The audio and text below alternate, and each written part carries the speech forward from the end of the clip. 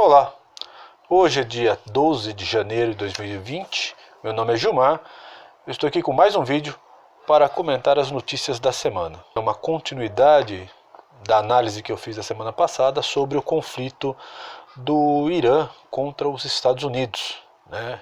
Conflito esse que se iniciou com a morte por parte dos Estados Unidos do general Qassem Soleimani, que era aí o segundo homem na hierarquia do Irã.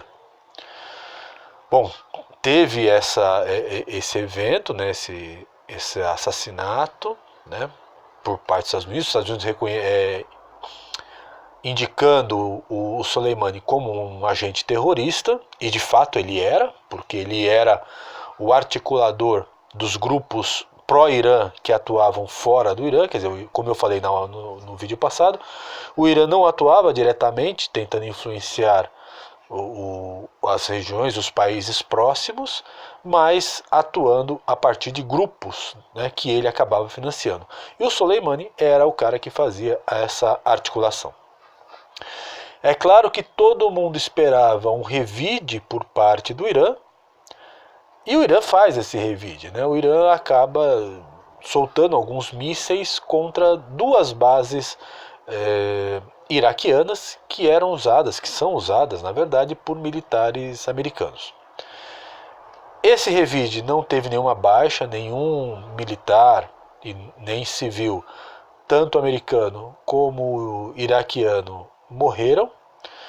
Alguns analistas, inclusive, avaliam que esse ataque foi muito mais no sentido de dar uma resposta interna à população iraniana, que ficou revoltada com a ação americana, pelo menos uma parte dessa população, e o governo iraniano acabou fazendo esse revide, um revide sem nenhum efeito prático, a não ser perdas materiais, muito mais no sentido de dar uma resposta interna do que propriamente desafiar os Estados Unidos.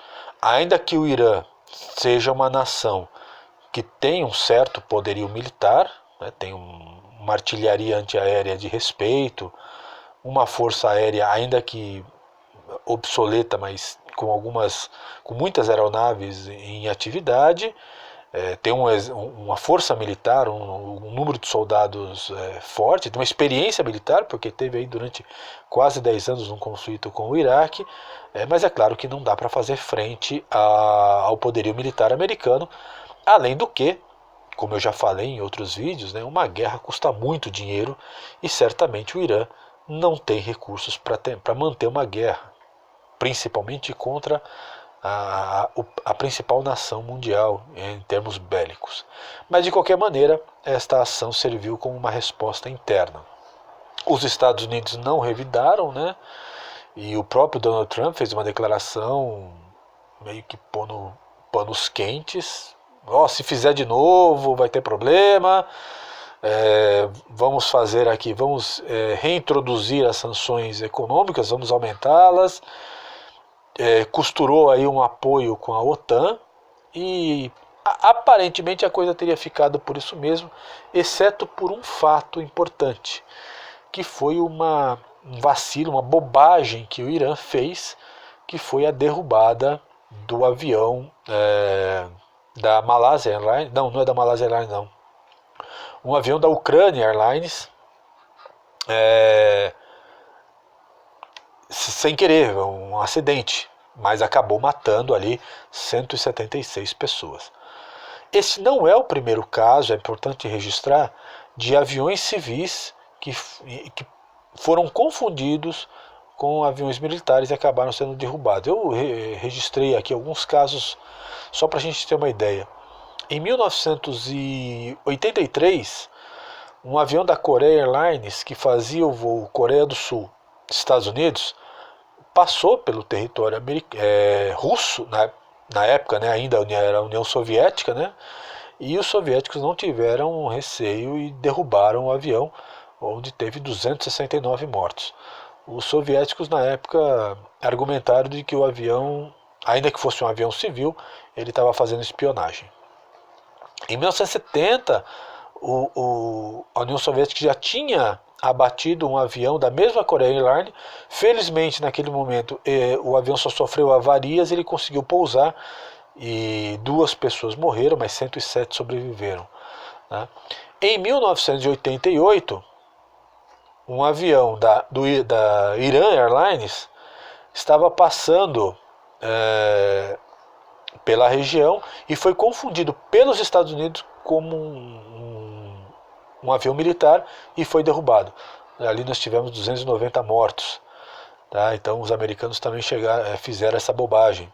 E lembrando que em 88 nós estávamos ali no final da guerra do Irã contra o Iraque, era uma região bastante conturbada. Os Estados Unidos na época apoiavam o Iraque.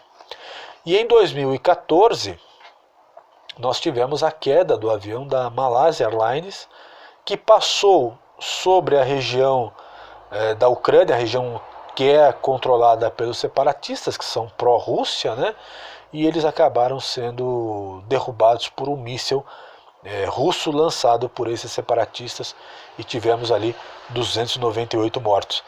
Então, infelizmente, confundir um avião civil com um avião militar não é um caso, infelizmente, né, não tão raro assim. De qualquer maneira, isso pegou muito mal, até porque o Irã, num primeiro momento, ele negou, né, mas depois começou a aparecer vídeo, foto dos destroços, inclusive o míssil que atingiu o avião, tem uma foto da ponta do míssil, né? Eu até achei estranho, porque se o míssil atingiu aquela ponta, é exatamente o lugar que iria explodir, né?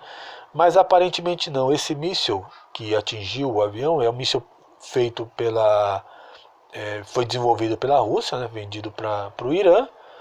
É um míssil que, quando chega próximo do alvo, ele explode antes e solta fragmentos, destruindo ali a fuselagem do avião, e foi isso que fez com que o avião caísse. E aí o Irã, com todas as evidências que começaram a aparecer, o Irã acabou admitindo que havia sido ele, por uma falha, evidentemente, né? Declarou que teve uma falha de comunicação do operador da bateria antiaérea. A gente tem que lembrar que o Irã estava esperando um revide americano, então todas as baterias antiaéreas iranianas deveriam estar em estado de alerta máximo. Passou um avião, o operador ali confundiu com um avião inimigo, ou com um míssil, e aí nessa situação, do ponto de vista militar, a decisão você tem que tomar rápido, né? Não dá para consultar muita gente, porque senão, se é um avião inimigo, ele passa. E se é um míssil, ele atinge o alvo. Então você tem que tomar uma decisão rápida. E, infelizmente, tomaram a decisão errada, que acabou resultando na morte dessas pessoas, né? 176 pessoas mortas, e sem nenhuma condição de defesa, uma situação horrível. Quando o Irã assumiu que foi da sexta para o sábado, nós temos aí um fuso horário grande com relação ao Irã, isso acabou gerando uma insatisfação ali na população e serviu como um gatilho para protestos que ocorreram ontem no Irã e estão ocorrendo, ou já ocorreram, né, porque nós temos essa diferença de fuso horário, nesse domingo também no Irã. E é interessante que esses protestos, eles pedem, claro que não são protestos da maioria da população, eu imagino que haja uma insatisfação, mas não é ainda manifestação do tipo impeachment da Dilma que nós tivemos aqui, com todo mundo indo na rua, ainda é minoritária, mas já é um indício de que o regime do Irã não está tão bem das pernas. Para se ter uma ideia, os manifestantes pedem a saída do Ali Khamenei, que é o Ayatollah, é o líder supremo da teocracia iraniana. Então não é pouca coisa, é preciso ficar atento aí a essas manifestações, inclusive como que o regime vai atuar sobre elas.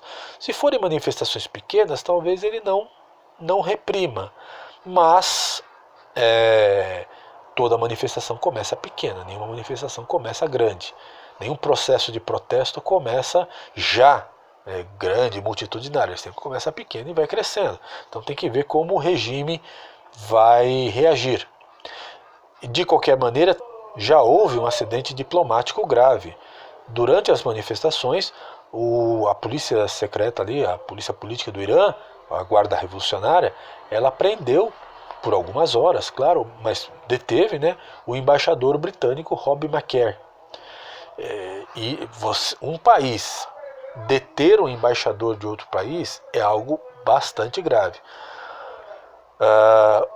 O Irã ainda não declarou o motivo da detenção, mas o McCare, de fato, ele estava nas manifestações, mas ele argumenta que estava filmando, fotografando as manifestações como registro. Mas provavelmente o Irã deve ter detido ele com o argumento de que estava incitando as manifestações, o que de fato é uma situação grave. Você tem duas situações graves aí. Primeiro, uma nação prender o representante de uma outra nação, né, você vai contra aí a Convenção de Viena, que regulamenta as embaixadas. Lembrando que uma embaixada é um território de uma outra nação dentro da sua nação. A Embaixada do Brasil em Portugal é território brasileiro em Portugal. Assim como o embaixador desfruta aí de imunidade. De qualquer maneira, a crise diplomática está aberta e, sejamos francos, né, essa semana não foi nada fácil para os líderes do Irã. Bom, eu vou ficando por aqui. Se vocês gostaram, deixem seu like, comentem o vídeo, eu leio todos os comentários e nos vemos no próximo vídeo. Até mais!